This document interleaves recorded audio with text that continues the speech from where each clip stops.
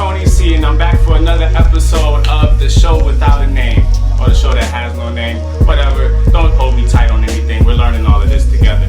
But hey, I got my recording going. Won't even gotta worry and stop about that. So this show is about to be on point.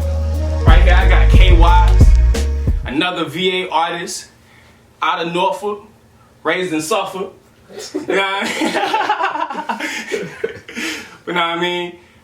Man, let's let K-Wise introduce himself and talk to himself some more. K-Wise, what's up with you, man? Ain't much, man. As my man says, K-Wise, K.YZ. And everybody know me as Dan Smooth, whatever you want to call me. But hey, we here, we doing it. Got something good for y'all today. Facts. Man, trust and believe, man, this is going to be an amazing show. And the people that I try to bring up here when it comes to music is more or less, I want y'all to see how in-depth we are when it comes to our music background and everything. Like, this stuff isn't brand new. Us performing and talking in front of people, like, we've been doing this since we've been bred. You know, like, we whole entire different cloth. You know, we handle stuff of our own, and we're able to be in front of people. Man, K-Wise, let people know a little bit about your history when it comes to music and everything. Music. Man, music. Been doing music since I was about 5, man. Started out playing the piano. You know, my dad, he was in a gospel group, Chapter 7, man. Just watching them tour and everything. You know, I had no choice but to be drawn to the music. I'd be there at rehearsals. I'm 5, 6 years old, man. I'm at the rehearsals in the garage, you know. So I picked up piano from him and started taking lessons then. And from there, it was writing songs, writing lyrics. Started that at the age of 7. Oh man, so you've been doing this for forever. Yeah, I've been rapping, writing rhymes since 7 years old, man. So, you know, I had a lot of time to develop. But all right, so let me see the difference of the writer at 7 right. and the writer at now. Because at 7, who were you trying to follow more or less with your style when you was at 7? Who was you listening to? 7 years old, man, it's crazy. If I gotta be completely transparent, I'd be lying if I didn't say I wasn't mimicking Lil Bow Wow and Lil Romeo, man. Man, when we are, yeah, you know. That was it. I was trying to rap just like them, man. You would be amazed. I recorded a track. I don't really. My pops got it somewhere stashed in the archives, man. It was in his studio. You gonna let that joint drop? Yeah, I should. I should, man. Yeah, but definitely listening to them two growing up. I was trying to be just like them. They was young, just like me. You know, maybe Bow Wow, maybe a couple years older, but right. You know. All right, so I mean, we talked about when you was like younger and everything like that. Let's get you played piano. Like, man, I got nothing but respect for that because I got a 25 key and that thing is whooping my ass. Right? I'm gonna figure it out. Right. You know what I mean? That joint is killing me right now. But you know what I mean? So is piano the only instrument that you played, or like do you got? I know. I mean, I'm not asking you like this. I don't know, like I don't know you. But is piano the only thing that you played? Nah, man. At the piano, 5th grade started violin. A lot of people don't even know that, man. Violin. Played a little bit of cello. Some of the strings? Yeah, man. You should get busy, man. Get busy. Man, yeah, man. God dang. Yeah, and then and when I got to high school, that's when I started playing. I picked up trombone. You know, the infamous Mr. Wooders, man. He just threw me on trombone. He didn't give me an option. No options. No choices. Trombone, man, and then I moved over to snare. You know, snare, xylophone. Man, I'm gonna step back to that trombone because the trombone, you was decent on the trombone too. Hey, you know, I got mine on the trombone, high school. Stepped away from it, went back to it in college at Norfolk State, and you ain't got no choice but to be nice when you get in that shoe, man. Facts, man. So. And then, shit, man, when you was on snare, that shit, y'all was knocking on snare, yo. Like that whole drum line, White Lightning and everything, Oh, yeah. 07, 06, 07, man. That was an amazing year, man. That was a year. That was the first place nationals trophies for It was. for the drum line that Yes, year, it man. was. Nasty. Man, oh man. Alright, shoot. Shout out to Mr. Woodis. Y'all gotta For sure. understand that man's put a lot of knowledge in us. You know what I sure. mean? And music teachers in general don't get enough support and appreciation that they should. You feel what I'm saying? Alright, man, so shoot, we talked about school and everything. Man, you was in the military. I was. You know what I mean? And everybody that know me knows I was in the military. Right. So I love people that sit there out there working for Uncle Sam, doing what the man wants them to do, but then they got their time to sit there and keep their mental on right with how they feeling and everything, man. Do you have any inspiration that came from while you was in the service? Yeah, believe it or not, man, when I was at boot camp, you know, I went into the Marines and everything. Yeah, you know, everybody know the stereotype with the Marine Corps, man. So, you know, it ain't a lie out there at boot camp. I'm out there, and anytime I had some downtime, you know, being away from home, I finally got the opportunity to appreciate simple stuff like stars and just the sky at nighttime, just the air, how the air changes between the evening and nighttime, man, and the sun falling, rising. I learned to appreciate that kind of stuff. And coming in tune with that really started to become a drive towards helping me write. So now, today, a lot of times I like to write looking at like water or like just like forest. Like set up the vibe a little bit? Yeah. Like your scenery and everything? Yeah. Man, that's pretty dope. Like, I ain't even think about that. Mm-hmm. When I'm playing around writing, I'm just sitting there in the room chilling. Right. You know? Yeah. Yeah, definitely. Man, what is crazy, man, and it inspires me, bro, is that this whole time, you feel what I'm saying, you never stopped on what you were doing and everything. And I know that probably helps you out a lot mentally, man, because me personally, everybody knows I go to a therapist. Mm-hmm. And that was one of my things is I had stopped writing poetry and everything. And basically I never figured out that it was actually me putting my thoughts out into the world to get the joint down. So then now I'm holding everything in. Right. So that's why I say I respect any artist and everything like that. Because if you're writing about something, it's something that's inside of you. Definitely. And but yeah, man, what we got from here? I just when did you drop your first project? Like when did you sit down and sit there and say I'm gonna do this, and you put the time and the effort in it to make that whole project? When did you do that? Okay. A cool story, man. I went down. Shout out my producer Bosco, man, Juan Lascano, man. Mm-hmm. That's my boy. Been down since high school, but I went down to Charlotte where he was at the time, and we was just kicking it. Me, him, Josh, and then there was another guy named Will, man. He's another producer that we work with. He out in Cali right now, but shout out to him. And I was just sitting there. We were doing music, just chilling. And Desiree might have been there too. Desiree Mitchell, she might have been out there too. She might have been. We was just kicking it, and then it was 2014, man. I'll never forget. I think it was like March 2014. And sitting there, and I was like, we were outside on the balcony, and I was like, yo, let's do it, man. We should drop a mixtape. Juan was like, let's do it. You said say less. So we put some songs together. We went up there, looked for some beats that we thought would be hot, and we just started writing to it. I wrote, and we had it done about a month. You know, I think I started writing in April. I think it was done in May, and we released it in June. That was Soul to Soul.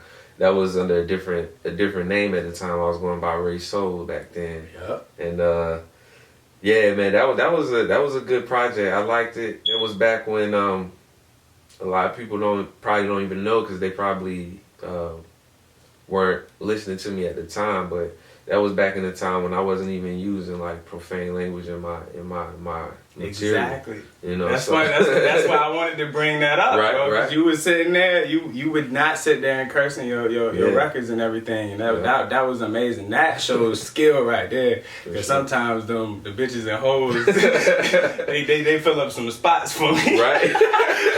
Right. Sometimes you need those fillers though, bro. You know. Yeah, that was I think that phase of my rap journey really helped me develop as a writer even more. You know, I would get people that came up to me back then and be like, "Man, yo, I respect you, man, because like you write like this, you rap like this, and you don't even cuss." It's like, yo, that takes a different level of talent. And I always appreciated that, and it was always a humbling experience to have somebody come and say that to you, you know. Yeah, I understood. It's always feel great for somebody to come and like recognize something that you put time into and everything. Right. And just, man, telling you, I can't even talk without cursing. So like you wrote a whole album, you know what I mean, without cursing, and that's amazing. Shout out to Bosco, you know what I mean? Man, that man is nasty when it comes to his producing and everything like that. I seen something on Instagram the other day, and this is how I know that you a real producer, a real beat maker, right? When you sit there and you could play a sound and you be like, you know where that came from? You know where that came from? And I think he got it from, it was some Kanye song or something, but it's like, bro, y'all could just listen to that's that song right there. And that takes talent, you know what I mean? I mean, it's like from the way your studio look, it look like you do the same thing over here, man. Yeah, I do a little bit, man. I do a little bit. I used to, back in the early stages, I would make some of my beats on my second project. I made quite a few beats on there. Pages of Pain, when I changed my name initially to KY's.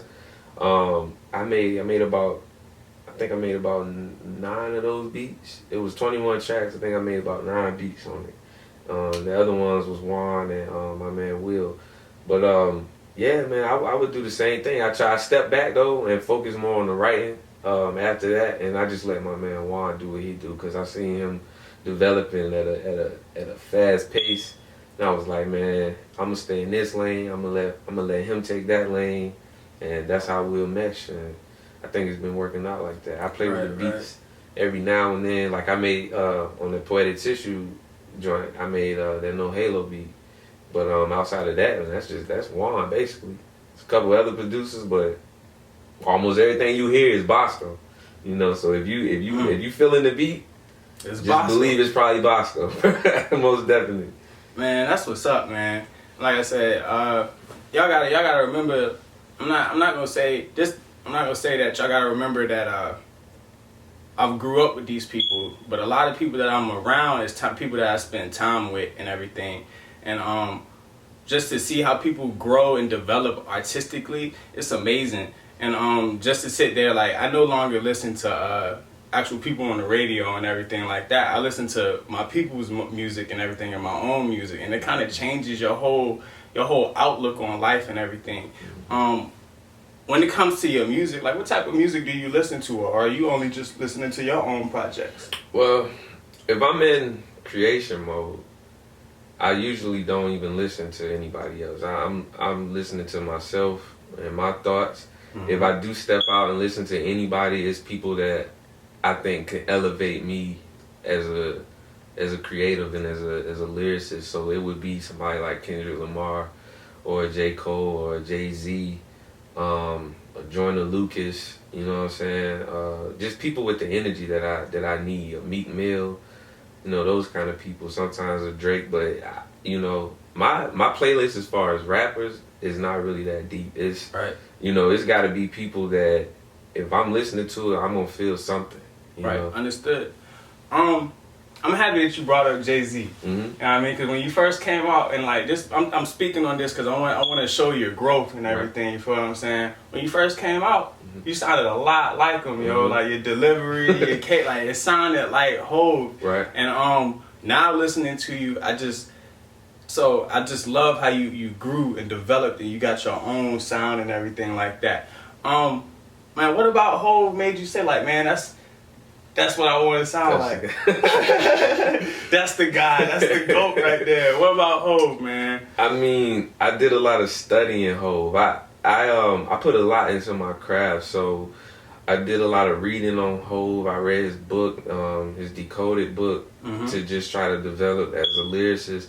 And I think just being so in tune with his music, it just naturally came out. Naturally, me, you know, kind of sounding like him. You know, because I figured somebody with that type of longevity in the game and that type of relevance for so long, they gotta be doing something right. Right. So I mean? you know, that's what I tried to do initially. I was like, I'ma just, I guess follow the blueprint. You know, right? Because he set it up for you, right? He set it up for you. So that's it, man. I'm a huge Hov fan, man. Everything that from business to music, you know, I feel like I can learn a lot from Hov. I feel like a lot of people can. So that's where that came from. All right, bet. Man, so this gonna be my next question right here, right? So we got some music of yours that I want to listen to. You know what I mean? Let the people hear who you are. First off, let the people know where they can find you at. Oh yeah, y'all.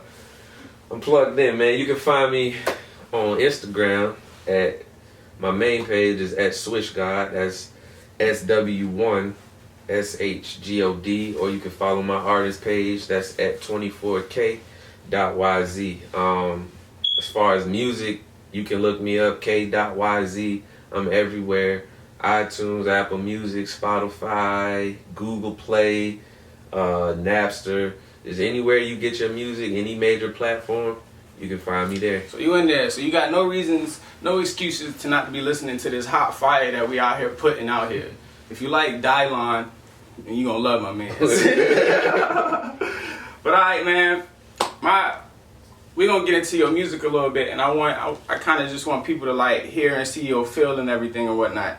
And man, I'm gonna sit there and I'm gonna jump into my favorite track. Right. My wake up in the morning, you know, what helped me go Super Saiyan when I gotta go deal with the world. You feel what I'm saying? Right. So man, this is off of Poetic Tissues Part 1. You feel me? And this is Go To. Man, explain to the people behind this song, man. I mean, the inspiration from the song, it was just coming from a place where I felt like my route in life changed due to circumstances that I couldn't control. Right. So I had to accept those early dreams, those dreams to be an athlete, you know, football and everything. You know, an injury stopped that, and after that, it was just music for me. So that's basically what the song is basically talking about, like me just accepting where I'm at and taking my talents and doing the best I can do with it. Right. And when it comes to you sitting there trying to put that information out there, like what? Do you have anything that you hold back from putting into your music? Sometimes I would say I do. But that's just, I wouldn't call it holding it back. It's more as much as it being me waiting for the right time to deliver it. Because I want to progress. As I progress, then I want to give people different levels. You know what I'm saying? Because I don't want to give. I mean, I give everything I have, but I don't want to give everything and then have nothing left once I get to that point. You know what I'm saying? I want to be able to continue to grow. So all right. I want to say, I guess, are you waiting for that plateau when because right now you got a lot of pain and stuff that you can rap about and talk about, but are you waiting for that plateau once you get to that point where that the pain that might not be there as strong, or you might not be dealing with the same type of issues, and so you're waiting to be able to deliver it then for people to feel it? Right. Well, I appreciate that for real, because if you listen to a lot of artists nowadays, you know what I mean, when they first start off, I mean, look, we'll take Drake for instance, you know what I mean, you can hear the difference in his music from when he first started off from now, and like, I mean, the stuff that he was talking about back then, back in what's that shit? This first mixtape that he dropped that went big. You got Room for Improvement, Comeback Season, So Far Gone. What's the one with the black and white? The black background with the white lettering and the That's So Far Gone. Yeah, that's the first one when he really hit like talking about. And you can just see the difference between Drake then and Drake now, because now all he can talk about is money and bitches. Basically. I mean, he don't really got no message behind his delivery. My other thing, and this is why, like, I got 3 favorite artists. You feel what I'm saying? And none of them are majors. And that's what kind of sucks. You were one of my favorite artists, bro, just because of you know what I mean? Your content is filled with something. So I like, know what I mean, it keeps it going. Right. But I wanted to point out, you clearly must be following the blueprint, right? Because you know what I mean, everything you dropping sound good. That's what's I appreciate that, man. I try, man. I put a lot of work into what I do, man. A lot of people don't even probably know that I mix and master all my music, you know? That is actually true. Alright, so look, man, if y'all don't know, y'all about to find out. I've been trying to work on music because all my people around me, they just been inspiring me. And this man helped me EQ some of my own stuff through a message on Facebook. And it was like, if it don't make sense, just let me know. And it made complete sense with everything that he was talking about. So, man, this man is a monster. I talked to Gerard. I talked to Gerard, and I was just catching up with him. And that's when I found out that you was a monster, because Gerard was like, man, ask Juan, but honestly ask Dan. He was like, ask Dan, because Dan got it. Word. That's what's up. Man, my next joint, I told you I was gonna go to No Halos, but I think the new HP is the joint. I wanna find only with the Oh no, that's City Girls. But that's the joint. Nah, this the joint with the chick. She go to NSU with the fronts in her mouth, right? Yeah. This is my shit. Are you really ready for some super? That's the party joint. That's the one for VA right there. That's Bosco on the beat, man. Like, he killed this shit, bro. He killed this shit. For sure.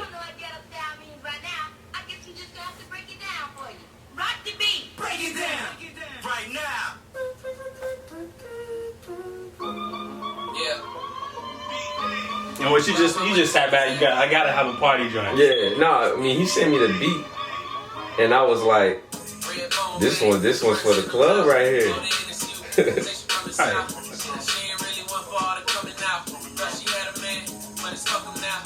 I met a few of them red bone shits out right too.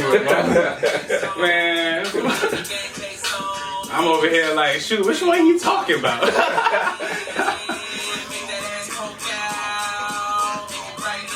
Man, all I can picture this. I can picture this in like one of them Daisy Duke parties. Oh yeah. I mean that's what I pictured in, yo. Like it's just it's wild, yo. Man, I vibe with it. What else you got? My joint No Halo. What's up behind No Halo, bro?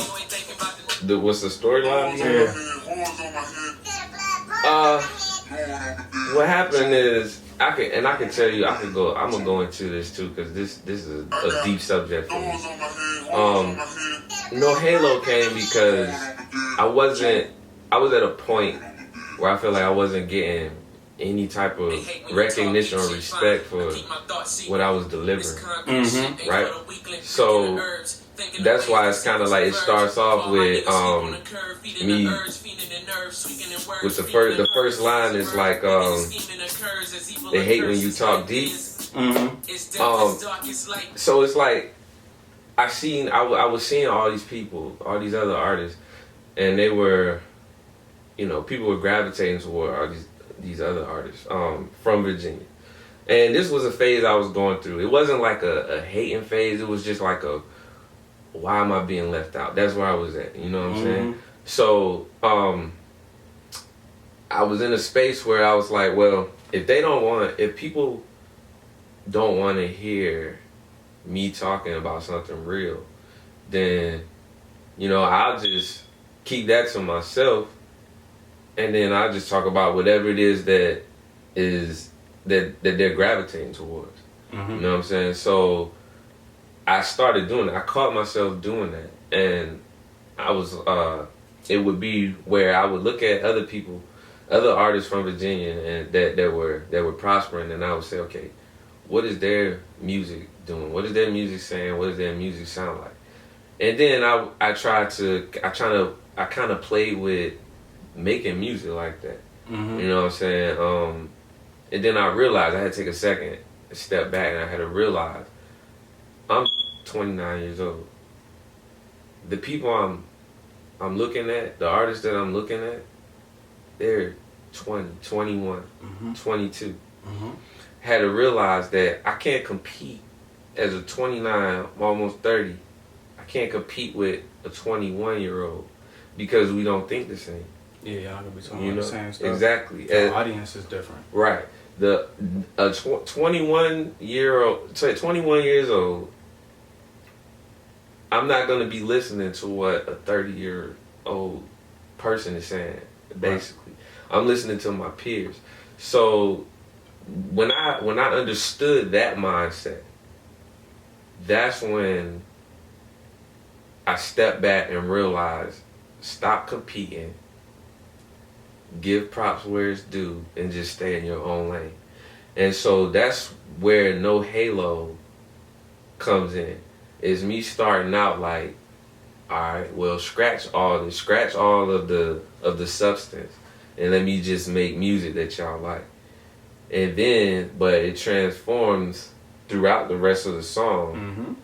and it's just like, nah, because you have to understand where I come from. You know what I'm saying? This is why my music is like this. I understand where I come from. Now I'm giving you why my music is like this. So I think I needed to let people in on me so that they can understand me. I had to understand where my audience was.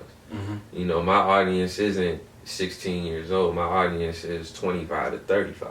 Right. You know what I'm saying? Because we're at that age, that's a 10-year span, but we're all going through the same type of problems. You know, I feel like at different ages, you going through the same like group of problems. Yeah, it's periods. It's like Right. It's a 10-year round 6 to 10 year gap Right. with the age and everything, and most of us are pretty much dealing with the same stuff, like Right. shorty issues, kids, work, all that stuff, and everything, like just life. And then like as a 16 to like 21, you're not really focusing on like governments and all of that stuff and the stuff that's going on.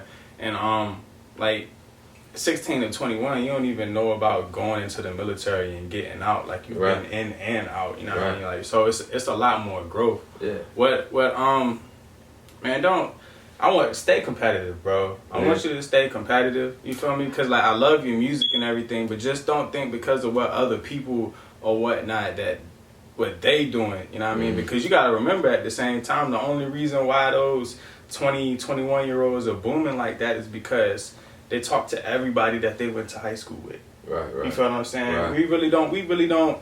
At this age that we're at, we don't keep in contact with everybody. It's a select group of people that we keep in contact, and then we just, from there, it goes on. Right. Man, just when it comes, keep pushing, yo. Yeah. Keep pushing, because you got it. You got it.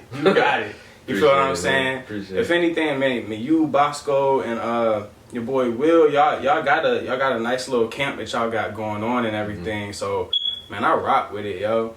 Appreciate it, man. Man, is there anything else you want to tell the people before we get up out of here? I got a lot going on right now, so, you know, videos dropping everywhere. I got a video on the way.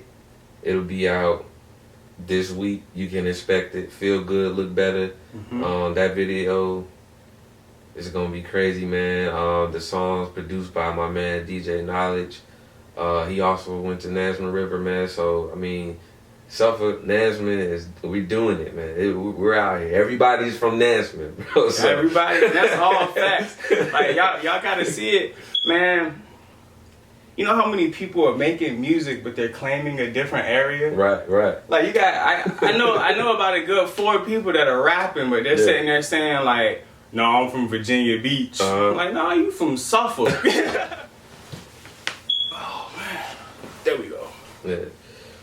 So yeah, like I was saying, the video's coming. Album, 3-part album just dropped, Poetic Tissue. It's part 1, the interlude, and part 2, man. Go cop those. I promise you, you won't be disappointed. You're gonna love it. It's something there. I don't want to say it's something there for everybody because it's coming from me. Was in my heart, but I think you'll find something there that can touch you. You know, it's gonna be. I think it's gonna be something in a song within that 3-part album that will touch you. I got that. I'm working on some new projects. I got a new slew of EPs that I'm working on right now. Be looking out for a documentary. Be looking out for some shows. We doing it big, and there's gonna be a lot of videos coming this year. This year is like the year of the videos. We dropping videos all through the fall, winter. We got a couple dropping this summer. Y'all just stay tuned. Trust me, it's gonna be dope. Facts. Well, KYs, I appreciate you. Y'all make sure that y'all follow this man, K.YZ. He on SoundCloud, Instagram, Snapchat. You know Snapchat? Nah, I don't know about the Snapchat. But he on SoundCloud, man. Spotify, iTunes, Napster, wherever you need to find music, that man is right there. K.YZ. Man, I appreciate you for coming to the show, letting me come to you, man, and talk to you and everything, man. It's like great, man. And like I said, I always respected your music and everything and your sound. And I just hope that you keep pushing and you keep doing what you're doing, man. No, I appreciate you, man, for having me on the show, for real. This is love, man. It's love. Facts. And that's the show with no name. No doubt. We out.